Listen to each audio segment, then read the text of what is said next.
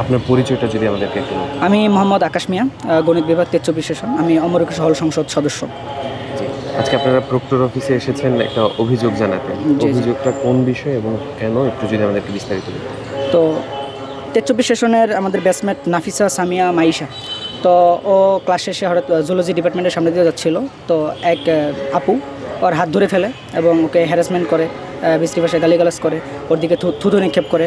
এবং ওই যেহেতু হিজাব পরেছিল, পর্দা করেছিল, ওকে দেখে বলে তোর মুখ কালো নাকি, তুই তো পাকিস্তানি, তুই কেন এই করেছিস। মানে এখানে যেটা প্রকাশ পেয়েছে সেটা হচ্ছে হলো ইসলাম বিদ্বেষী এবং হিজাব বিদ্বেষী, পর্দা বিদ্বেষী।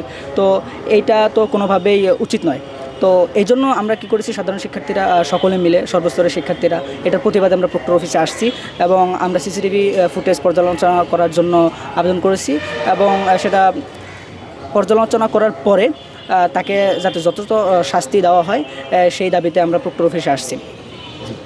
কিছু বিষয় নিয়ে ডাকসুর সিদ্ধান্তকে ঘিরে বেশ উত্তেজনা তৈরি হচ্ছে ক্যাম্পাসের মধ্যে, যেমন হচ্ছে জরিমানা করা, প্রকাশ্যে ধূমপান করা, বা হচ্ছে হল এলাকায় ধূমপান করা যাবে না, এইসব কিছু বিষয় নিয়ে খুব বিতর্কিত হচ্ছে ডাকসু যে সদস্যরা আছে বা নেতারা আছে তারা। তো এই বিষয়ে আপনার কি মতামত?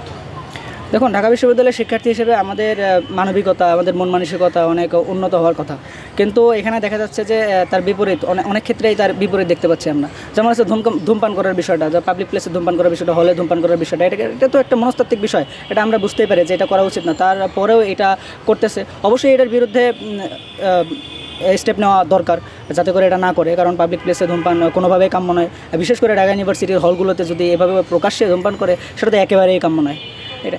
আর বর্তমানে আমাদের ক্যাম্পাসকে ঘিরে যে ডাকসু যে কাজগুলো করতেছে, তাদের ঘিরে যে ইয়াগুলো দেখতে পাচ্ছি, সেটা হচ্ছিল বহিরাগত যারা আসে তাদের বিরুদ্ধে ডাকসু কিছু স্টেপ নিয়েছে। এবং যে হকাররা ছিল মেট্রো স্টেশন নিচ দিয়ে টিএসসিকে ঘিরে যে হকাররা ছিল, তাদেরকে উচ্ছেদ করে দিয়েছে। এবং এটাকে ঘিরে বাম সংগঠনগুলো এবং ক্ষুদ্র ক্ষুদ্র এই সংগঠনগুলো তারা ডাকসুকে বিতর্কিত করার জন্য বিভিন্ন এলিগেশন নিয়ে আসতেছে, বলতেছে যে এসব করা উচিত নয় এই হিসেবে। কিন্তু ঢাকা বিশ্ববিদ্যালয় হিসেবে তো এটা একটা বিশ্ববিদ্যালয়, তো এইখানে কেন হচ্ছে হলো মাদক কারবারির ব্যবসা চলবে।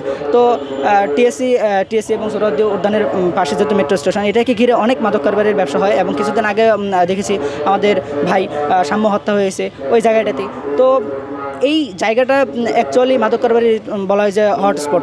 তো আমরা এইসব যাতে আর ভবিষ্যতে না হয়, এইসব রুখে দেওয়ার জন্য ডাকসু এই স্টেপগুলো নিচ্ছে। এবং ওইখানে যাতে কোনো ধরনের ব্যবসা না হয়, মাদক কারবারি না হয়, কোনো ধরনের অবৈধ ব্যবসা যাতে না হয়, সেজন্য এখানে সকল প্রকার যে অবৈধ দোকানগুলো আছে এগুলো উচ্ছেদ করছে, এবং মাদক কারবারি যারা ব্যবসা করতো তাদেরকে উচ্ছেদ করছে। এবং এইগুলোর জানি না যারা বাম সংগঠন আছে তারা এর সাথে জড়িত কিনা, জড়িত যদি হয়েও থাকে জানি না। তো তারা কি করতেছে, তারা এটা তাদের প্রতি, যে হকারদের প্রতি, মাদক কারবারিদের প্রতি সহমর্মিতা দেখাচ্ছে এবং তাদেরকে নিয়ে একবার মিছিল করতে দেখা গেছে রাজুতে। এটা কোনোভাবে কাম্য নয়। অ্যাকচুয়ালি তারা ডাকসুকে বিতর্কিত করার জন্য এসব কাজ করতেছে।